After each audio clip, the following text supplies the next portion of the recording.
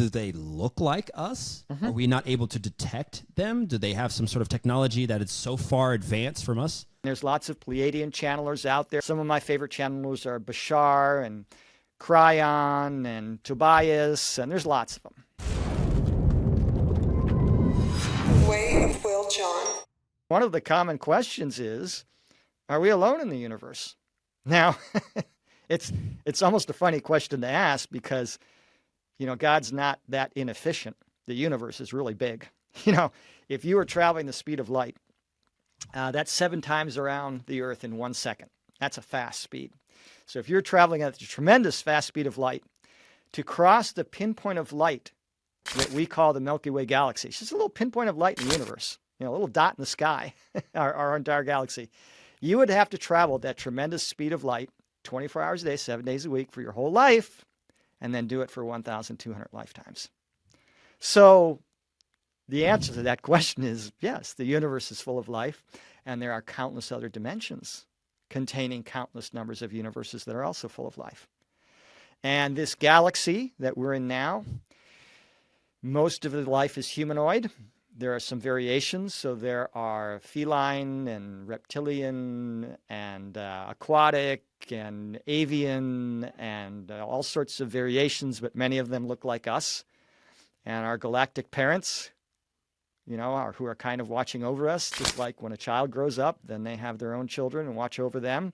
When a civilization grows up and they stop fighting each other and learn to live with each other in peace and harmony and learn to live with the environment, peace and harmony, their job becomes to be a good parent and to help the seeding life on another planet. So the Pleiadians are our cosmic parents. The Arcturians are our grandparents, the cosmic parents of the Pleiadians. And if you saw a Pleiadian, you would think they were Nordic or, German or something like that. They're kind of fair-skinned, blonde-haired.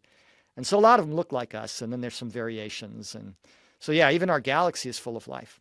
What about the idea of them being here, right? Our galaxy is full of life, but a lot of people are going to have a hard time believing that they're here on Earth or walking amongst us. What of that? And is there any reason why that couldn't be the case, or that they're here it to be the case? Because okay, they're here in what capacity us though? Like, what's that? But like walking among us, you say that they're walking among us, sure, which is going to be which is a crazy idea to me in the idea. So do they look like us? Are we not able to detect them? Do they have some sort of technology that is so far advanced from us that I've spoken to an alien this morning at the post office, and they're just like, yeah, no, it's cool. How does that work? Well, some of them, like the Pleiadians, look like us, so they can come here without any kind of disguise. And there are others that can use technology, or they can use their biology, so they can sort of make you think you're talking to a human when you're not. It's like a suggestion, sort of, like a next level hypnosis almost. But there's not too many of those. The Pleiadians, they don't like coming down here because all of our negative emotions out of fear, we're kind of barbaric still. And to them, all that negativity is like a foul smell would be to you or I. So they tend to just have their craft here, which are camouflaged. They're well camouflaged. I mean, you go online, you can type in YouTube, military camouflage. You'll see some pretty amazing camouflage right now. And we're darn primitive.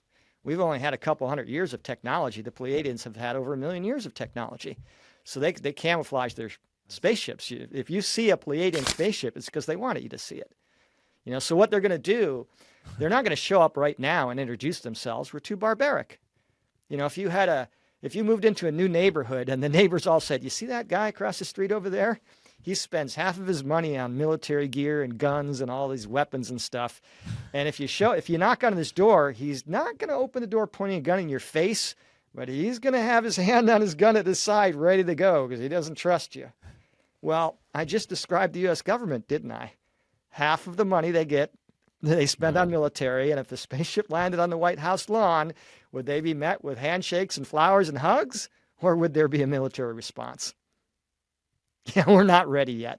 So what they're going to do is they're going to start turning off their camouflage. They don't want to just show up that's going to cause a panic. It's going to cause a crash in economic markets that, they're just not going to do that. So they're going to turn off their camouflage over the years. And then when everybody has seen this flying saucers, everybody's photographed them, videotaped them, years and years we've been seeing these things. We know they're here. They're obviously not here to hurt us. They'd have done it already. Then they'll make an appearance once we're kind of aware of them. And they do that to avoid a panic. And we may have some other species show up before then, maybe the grays or something like that. But they avoid us generally the same reason if you were out, you're an archaeologist or whatever, or, you're studying primitive tribes and you run across a tribe of violent cannibals who kill outsiders. You're not going to go up and introduce yourself. You're going to study them from a distance. So that's kind of where we are now. It's probably going to be before 2050 when they show up. That's a good way of putting it. Yeah. So it won't be too long. But lots of people have met them. Lots of people are in communication with them. There's some that are here doing research or work or here for various reasons. Yeah. Now, this communication that you go across, I mean, how is this done communicating? I mean, most of the UFO lore will have telepathy and spoken word, this being kind of like the dumbed down way of communicating. So how is their communication? And I think we should even touch on like this. You said Pleiadian, and you said some other Arcturian. I had never heard before. What was the other? Arcturian. Nocturian? Arcturian. Mm-hmm. Octurian. Okay. Number one, okay, their ships. Do we have any understanding of their science? Are we a little bit? Are we okay? And then the other communication. So people are having communication with these entities, beings, aliens, whatever. How? What? Through what medium are they having communication? Well, they don't communicate through radio signals like we do. That's just way too slow. So that's limited to light speed, which is too slow. So Albert Einstein described something he called spooky action at a distance. And when you take a quantum particle that's spinning in one direction, if it's quantumly entangled with another particle, doesn't matter how far apart they are, if you change the spin on one, the other particle instantaneously changes. So they use this, mind-to-mind communication. So what they do, because you've got to be on the same frequencies to communicate, you get a little walkie-talkie or a CB radio, and if you're not on the same frequency, you're not going to hear each other. And so we're lower vibration beings. We're in a very lower, very dense reality, and they're in higher vibration reality. So a Pleiadian or an Arcturian, for example, will lower their frequency, their vibration. The human being will raise their frequency and vibration. And when they match, they will be able to communicate. And then the alien communicating will use the knowledge and experience and cultural information to communicate in the words of that person. So in other words, there's things from other cultures, like in Spanish, I'm married to a Mexican woman. They have something called a quinceañera, which is the celebration of a girl becoming a woman. It's a 15th birthday. There's no direct translation for that. There's no word for the quinceañera in English. You have to understand the culture. And so the best way to communicate is to connect mind to mind. And now the alien is connected to the mind of the human. And when they have to convey an idea, they use the terminology and the cultural understanding of the human being to convey that idea. And our way of communication is linear. It's word for word. It's very slow. They communicate in bulk.